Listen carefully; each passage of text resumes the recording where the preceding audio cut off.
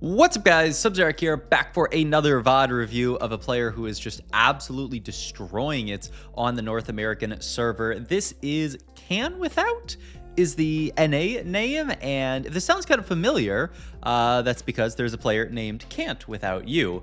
I don't have 100% proof that this is this player, but I have to imagine somebody who is smurfing super hard on NA and has a name very similar to the most recent world champion. If that's where you recognize the name from, I mean, pretty fair. This guy won our most recent world championship, and now he seems to be just absolutely smurfing it up on the NA server. Look at that graph, man. 1100 LP straight to 1500. That is just a 400 LP rocket ship here. 2.45, 90% top 4 8, 35% win rate. So I thought, okay, let's do us a CantWithoutYou VOD review. It's also a pretty stacked lobby. We got Dasik in here, Raikou Mastery. I don't actually know that many of these other players, but all beasts, probably. And let me make sure my team planner is off because I did that in the last VOD of one of these as I left it on forever. So yeah, this player just an absolute beast. This game I thought was really interesting. They made some really interesting decisions, ones that I would not 100% have made, and so I want to talk through it, watch through it. Let's check the Ionia here. It is Spirits, which is pretty decent, and then I want to check Void as well. Ooh, Spikes into Carapace. Pretty good, pretty good. All right, and we do start off with the Kiana too, which is never something bad. You always feel good about starting with this Kiana unit. She is one of the most broken one costs in the game. Maybe you could call her the straight up most broken one cost in the game. I think that's pretty uncontroversial. So start off with the Kiana and some other random stuff, some bruisers, some shmundos and stuff like that. All right, first augment here, solo leveling Seraphim Staff Prize Fighter. I would be very partial to a solo leveling take here. I'm trying to click this augment right here. Don't reroll it, click it. Because we have a Kiana too. Kiana is a monster with solo leveling. The only slight hesitation is we don't really have that great of a slam. We would have to either make Morello or Guard Breaker here, both of which I could see, you know, just make a Morello into your Kiana, and it's not this, but it's an item onto her. And so that's what I would be looking at in this spot. Just reroll. We do see Bringer of Ruin, which we've talked about before, but you know, it's a solid option. We do actually have the items to slam for it, so it could actually be a Bringer of Ruin game. We could do a quick lobby scout and see if anyone else has Bringer of Ruin yet.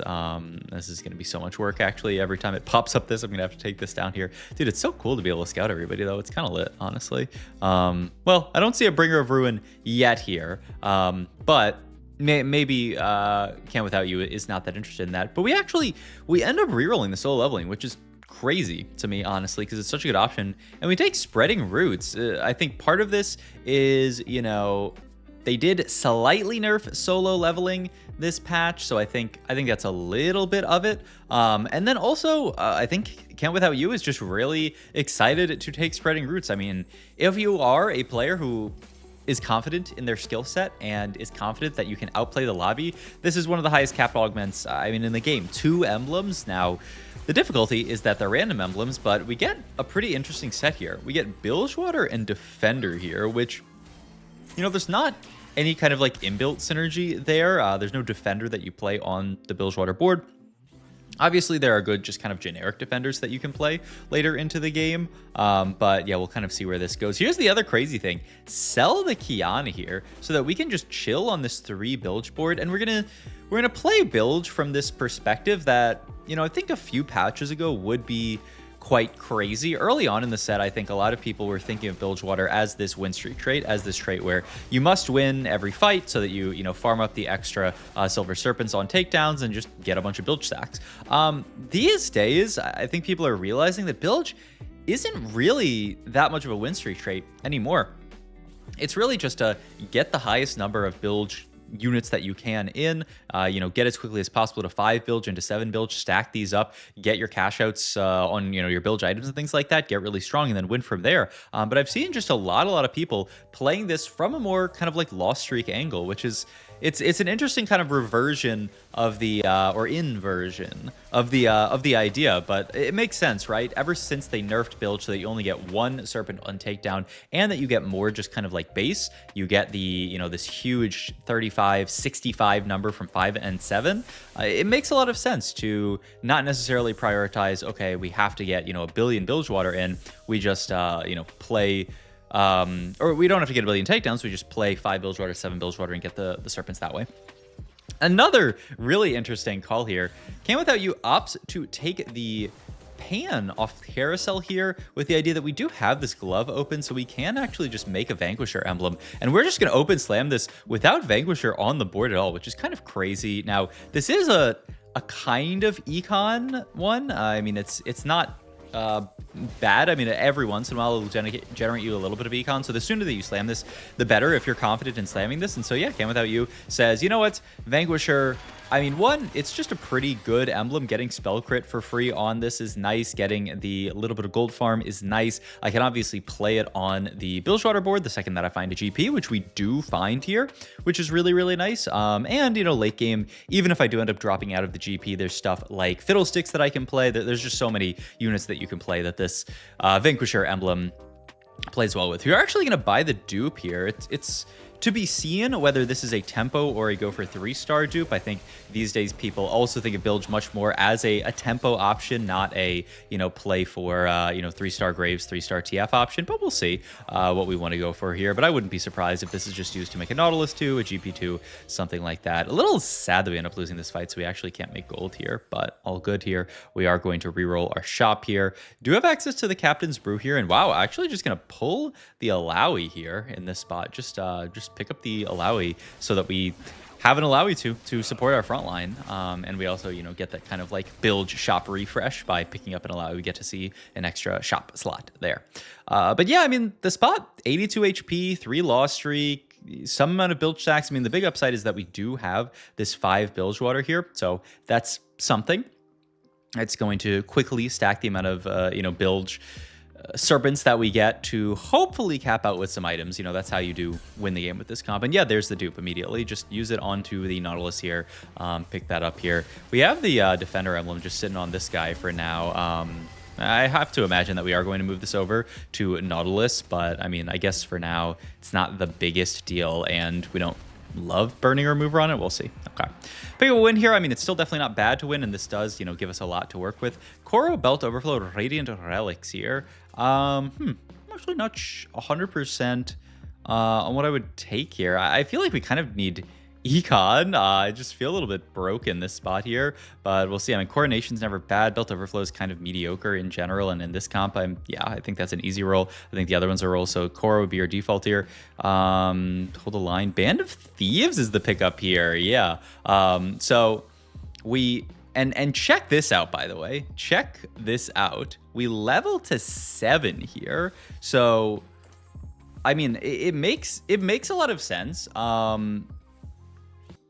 Obviously, we get the Fizz unlock, which is the really, really nice thing about pushing 7 here, is you do get Fizz here, and we're already 6 Bilge, so getting to level 7 means that we are going to instantly have 7 Bilge on 3-3, which is very, very, very early. Also allows us to add an extra unit to our board, allows us to play better for this this double TG that we did pick up off the Band of Thieves. Now, double TG Band of Thieves, I think it's interesting in this comp. I mean, the upside is you get a lot of combat strength right now, early, because there are actually a lot of units to itemize onto this board, pretty much because of the way that Bilgewater shops work and the way that Bilgewater dupes work. You are very likely in a spot where you have a lot of 2-star units. We already have the 2-star Knot, we already have the 2-star Graves. Both of them can just easily hold on to these double TGs. Then the util slash, you know, everything, all the util items just end up going onto the Twisted Fate here, and it actually works really, really nicely. I will say late game, I sometimes get afraid of having all these TGs just because you're going to have TGs, you're going to have Bilge items, we're going to have these emblems to deal with. Like, we might almost like run out of slots on our units later, but it's a problem for future us. And for now, we can just be pretty happy with this setup here with just so much good stuff going on here. Going into Carousel here, I kind of feel like, yeah, something like a sword. We need damage at this point, right? We haven't really crafted a real damage item yet at this spot. We have Vanquisher's Pad and Morello and Captain's Brew and all these kind of like incidental, like do a little bit of damage items, but like like, man, I'd love some items for our Misfortune, who we do pick up in our Bilgewater shop here. Refresh, fine. Ooh, that was Pile of Citrus and Black Market Explosives, so some nice stuff here. And yep, is just going to make the Shojin here, throw Vankspat there, and then leave the Morello onto the Twisted Fate. And even going to move the Captain's Spear over to the MF, even though she doesn't necessarily spread it as well as the Twisted Fate. It's not like she's hitting the whole board. It is just an item, right? It gives stats, and stats are pretty good on your 3-item Misfortune here. So I like it. Take another peek at our items, and here is where the spot really starts to feel good, is we are already, as we've talked about, 7 builds here, so we can start picking up stuff like Pile of Citrus, and boom, that's already a 7 bilge item that we've picked up here. And we're at 8 Serpents here. We're farming 65 minimum per round. We are really looking nice as far as, you know, capping our board out. We already have the Captain's Brew and a Pile of Citrus here, and then, you know, further down the line, we can pick up some damage items. We can maybe pick up another tank item. We will see here. The other crazy thing is, because we have so many Serpents, look at this. TK, and remember, they buffed TK to only be 450 Serpents to cash out now. So we're actually rapidly approaching the Thomas Kench here. I mean, the next time we buy an item here, this is like, if we make it to the 180 item, we're already at TK here. We'll see if we want to greed fully for the 180, or if we do want to just pick up stuff like stats to get us there, get that TK as soon as possible, because that's another kind of like route that we could go if we wanted to do that. A bunch of rods dropped here. Imagine these will just become, oh wow, I was thinking just stuff like Crown Guard, but oh, look at that. Slammed the Death Cap and went for the full reforge on the Defender emblem as well. Ends up getting Piltover, which it's kind of funny. I was thinking of Vi as being our defender, and then, I mean, still Piltover is like pretty awkward to get in, so I think we might just be having a dead emblem for a while. Obviously, if you unlock T-Hex, that would be the dream. I guess Loris is a Warden that pairs nicely with our dude. I just don't know if that's really... I don't know if you can. I don't know if you can afford to do all that, honestly. And yeah, it looked like we picked something up there from the build shop. All right, last augment here. I mean, I love something like a second wind here. Yeah, I mean, I would just snap pick the second wind here. He's going to take small grab bag for even more items and really aggro level up here. Look at this. Toggles down to 3 bilge. Ooh, so that he can buy the cheap stats and unlock the TK. So yeah, that's our 7 bilge with TK. Oh my god, we find a Lucian Senna as well. I wonder how quickly...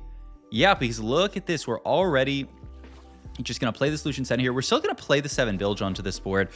So Lucian Senna. The nice thing is with the bilge spat, you can afford to just drop the GP and still play 7 bilge, which is really nice. Allows you to kind of be greedy and be strong. Also, really nice shot to hit the 2-star Swain here. I mean, this makes our front line insane even, some might say, in this spot here. We have the F2 if we wanted to. I do think will just be picked up as a really nice tempo option. Can throw the TG onto TK, and this board is looking kind of scary. And this is where Bilge really shines on, you know, this patch right now, is when you do start this snowball. I mean, if you get this far ahead of the curve, which we are at this point, right, we're going to be very likely winning fights this stage with 7 builds, which is just completely illegal. Then the game just starts to snowball out of control. And remember, TK, earlier unlock, 50 Serpents less. It was 500. It's 450 now.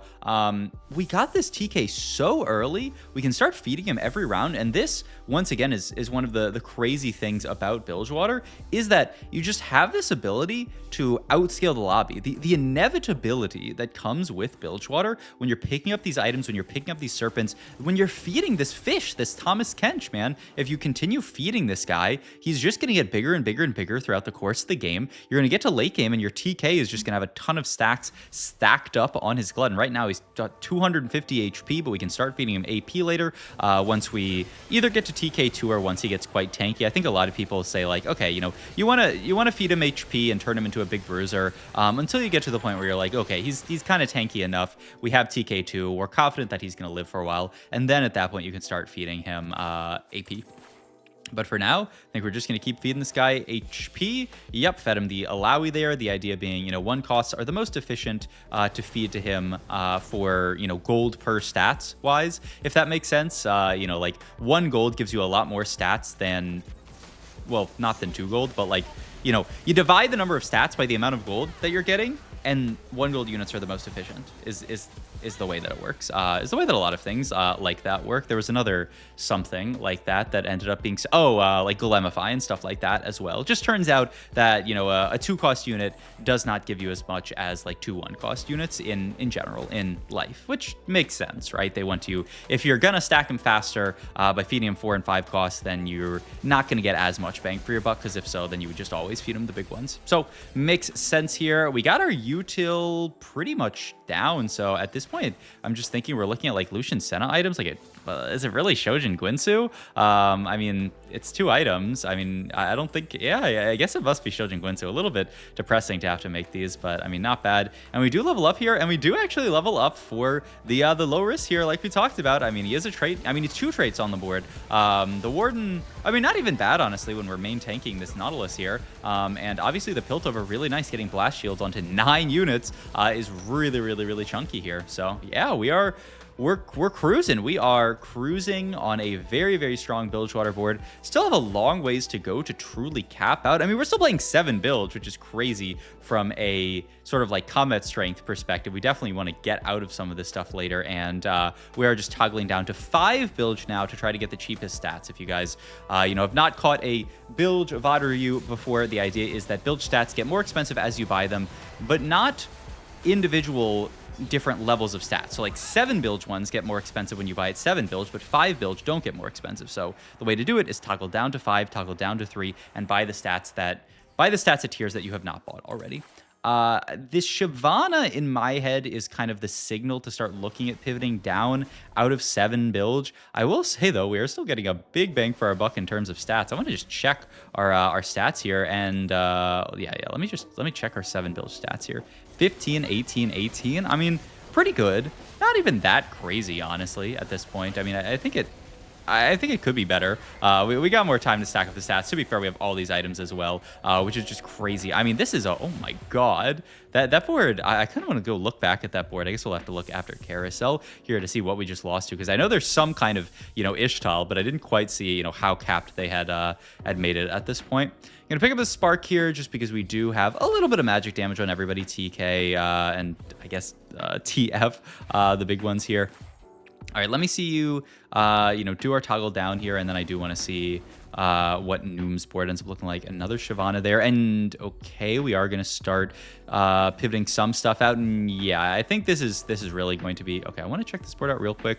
Okay, so yeah, yeah, that's a pretty good board. I mean, it's not actually even that capped, but we'll see. So now drop down to 7 Bilge. You know, once you start getting down to only a few lives, you do want to start pivoting out of the 7 Bilge. You know, we've seen this before in other people who play Bilgewater stuff, is that, you know, like you don't want to be stuck like playing this crazy high level of Bilge forever, just because, I mean, it lacks combat strength, right? It's mostly just the ability to get more Bilge stacks is what you get out of that.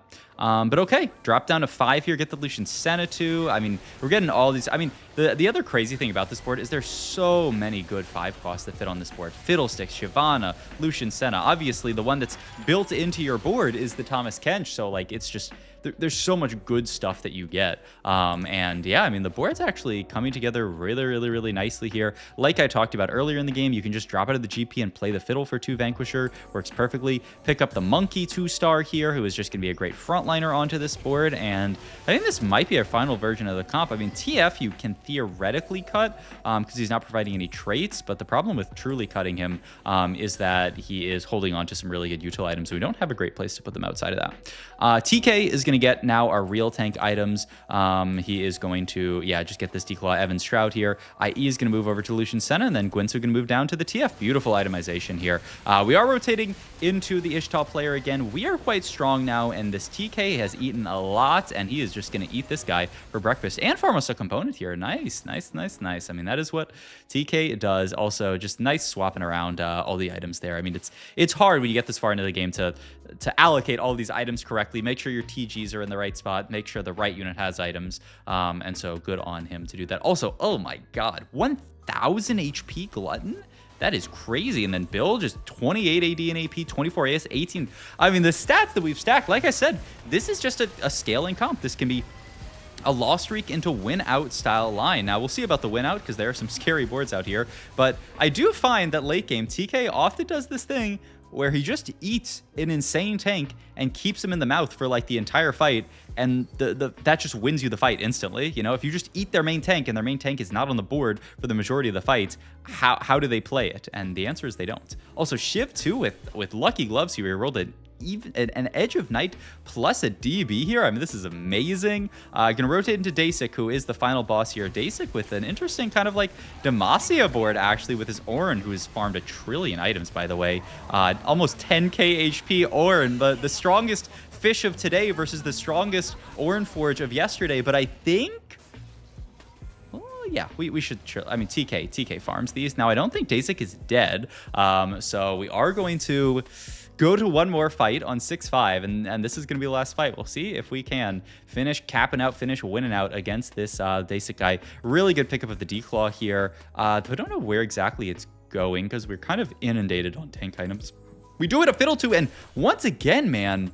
oh my god, look at these items. Oh, and we also get to slam a Sunfire here, which, I mean, it's not the biggest deal. We have a Morello, but hey, a Sunfire, an item's an item. We take those, honestly. All right, let's see. Have we outcapped Mr. Dasik here? Really looking like we did, honestly. Yeah, looking like we cleared this fool. I mean, a very solid second from Dasik, and a very solid first from CantWithoutYou. So, hope you guys enjoyed this video. If you did, please like, comment, and subscribe. Check my Twitch and Metafy, all my links down below, and I'll see you guys in my next video. Thanks for watching, as always.